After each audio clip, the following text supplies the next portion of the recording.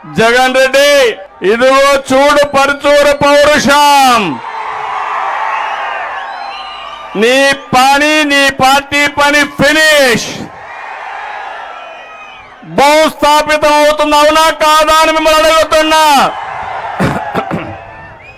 ధైర్యం ఉంటే ఎక్కడికక్కడ తెరలు కట్టుకొని తిరగడం కాదు.